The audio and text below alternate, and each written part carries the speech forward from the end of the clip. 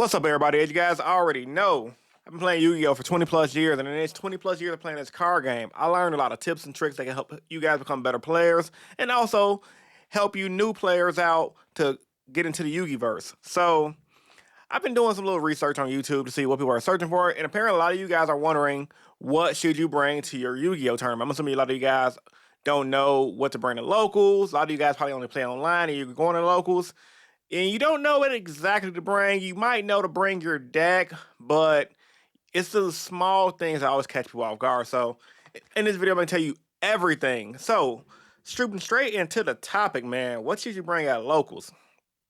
Obviously, your deck, but make sure you have a deck box and sleeves and extra sleeves alongside your deck. Now, if you guys don't know what a deck box is, it's literally, well, it's too far over there, but hold on, I grab it real quick for you guys.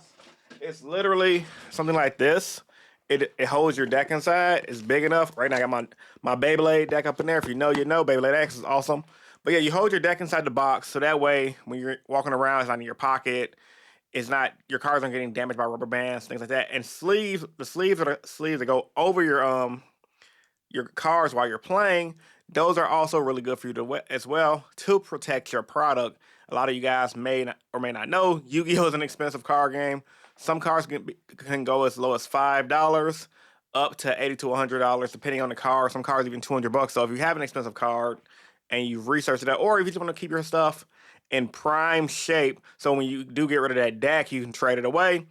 A deck box and sleeves can take you a whole way into just being comfortable when you're at locals and not looking like too much of a noob and feeling left out.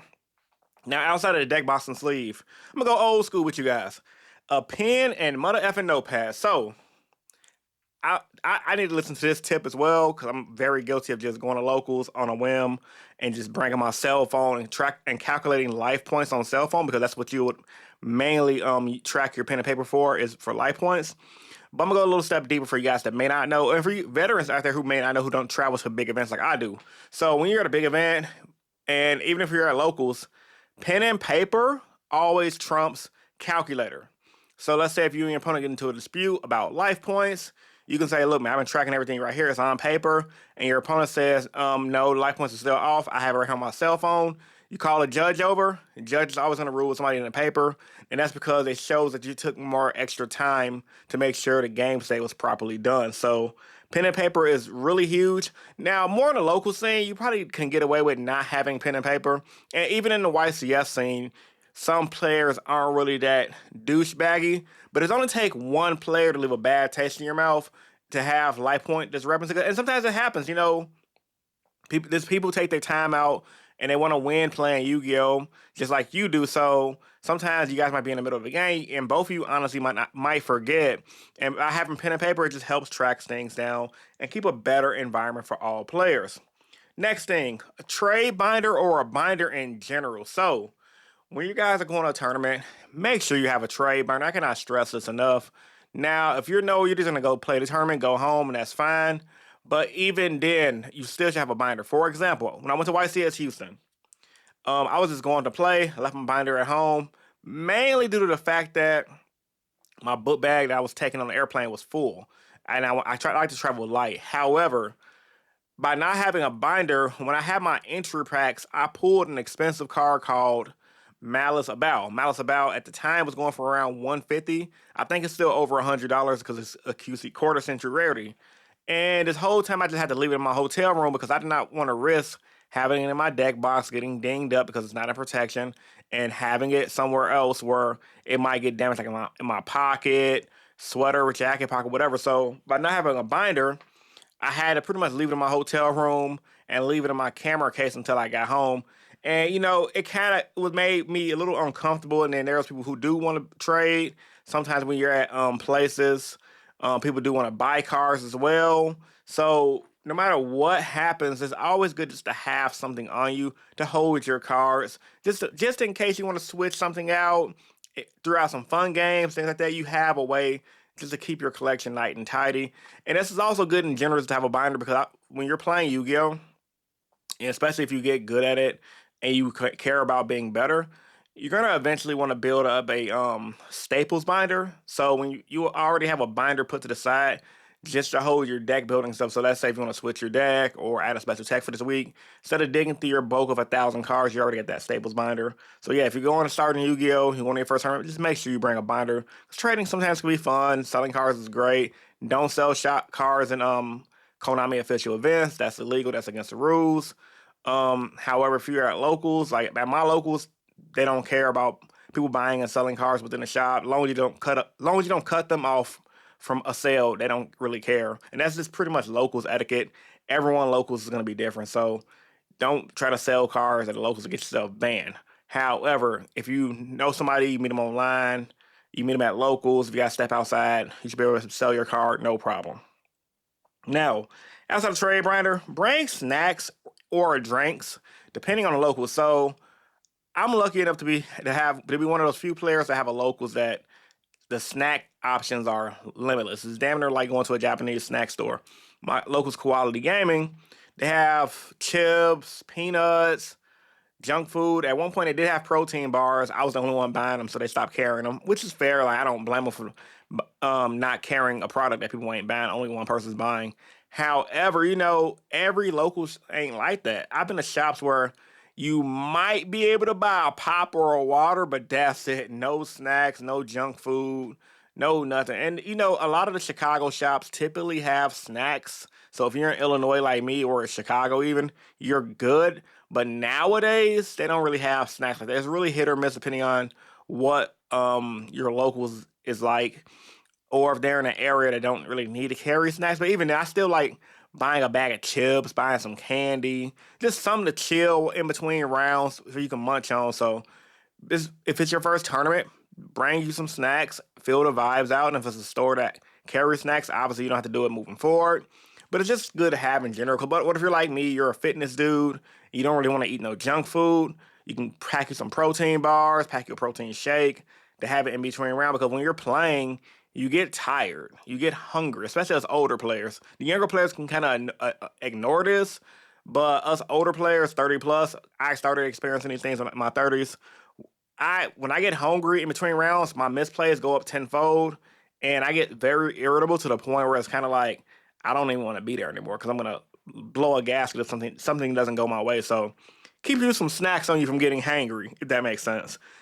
And then if you got a good shop, hey, you just got a good shop. Next up, playmat and dice, bruh. Do not forget a playmat and some dice for two reasons. Playmat is something you play on. It's usually the rubber, like a giant mouse pad. I have a bunch of playmats scattered around my room. I'm not getting it the second time. But most of you guys know what a playmat is. Most shops nowadays do carry playmats that players can play on, but a lot of newer shops don't have playmats. So what you're gonna have to do is either hope your opponent has a double-sided mat and they can share with you, or you're just gonna have to play on the table, and it's gonna make you look very unprofessional. So it'll make you look less serious. Now you probably not care about all that, but I personally just like to have a mat. I don't like people thinking I'm a scrub. I want them to think they finna get this work. Intimidation factor is a thing when you're playing card games. But yeah, man, having a play mat is nice. Pick something that you like, play on it. Some people even, I remember one time, people get really creative. They took a giant like flag and played on that. Some people like to play on just different things. So pick your poison, I say, with the playmat thing. And then dice, you need dice because it helps you determine who's going to go first or second. You might be playing a deck that requires counters. Your opponent might be playing a deck that requires counters. And you could track the counters with the dice. So it's just good always to have dice. I've learned that from playing any tabletop card game or any tabletop game in general. Have some dice on you and have a nice playmat if that game requires a playmat that needs it. So, and the last thing I want to talk about, bringing it to a tournament, confidence and a good attitude, man. I can't tell you the amount of players who I see who are newbies that come to the game, and they might play against somebody who's well known at the card shop, or they might play against a local pro who they seen at a YCS that won a YCS, and they get like starstruck, damn near spooked, like, oh my God, I played against him, so that's why I lost. Stop that mentality, bro. I just threw my phone. But yeah, stop that lame mentality, bro. Like, these people are just like you. The only thing is they put the work in to be a little bit better at the time. Believe you guys in my mentality when I go to locals, I love playing against the best players. I love it because if I know I could beat y'all, that's how I know I got a way to prove myself and be one of the best. It's like same. I'm gonna give you that as an example. Not Yu-Gi-Oh really, but it's Beyblade. So Beyblade, I've been playing Beyblade X with my son, and I've been about 3 tournaments myself, and I'm getting better. My son is doing good as well. And by my first tournament I went to, I made top 32 at a big Beyblade event here in Chicago. And then I went to locals yesterday, made top 8 because the games go by so quick. They do the Swiss rounds and then they do cut to top 8. And I made top 8, and I'm making my ranks to be one of the better players in the area. And I tone that to just being excited every time I play against somebody who, oh my God, they have a meta combo. So let me make sure, let me not make excuses. I try to think of ways I can beat it instead of making excuses like, oh my God, that's the reason why I lost. I know Beyblade sounds like it doesn't have meta guy, but trust me, it has a meta. Back to Yu-Gi-Oh! I don't want to confuse you guys. I kind of go on tangents and get sidetracked. When it comes to Yu-Gi-Oh! Specifically, so in that same manner, let's say if I go to a locals and Jeff Jones or Billy Brake is there or Pack or Triff, I wouldn't give a F who it is. They gonna get this work in my mind. And I would expect them to give me the same issue if I ever became a big name. I personally like playing against good players. I'm like, oh, I get to prove myself, see how good I am. So don't get discouraged, man. Come with a confident attitude, and you'll be fine. Some of you guys might think that's arrogant, but ain't nothing wrong with thinking, hey, I'm finna rock this place. It is what it is. And if I lose, take your L on the chin and just go to F home and come back stronger the next time. So this was Rogue Heroes' version of what to bring to a Yu-Gi-Oh! Tournament. Let me know what you guys think in the comments down below. Smash that like button, and I'm out, man. Peace. Please leave a comment, though. It definitely helps me in the YouTube algorithm. Please, please, please. All right, peace.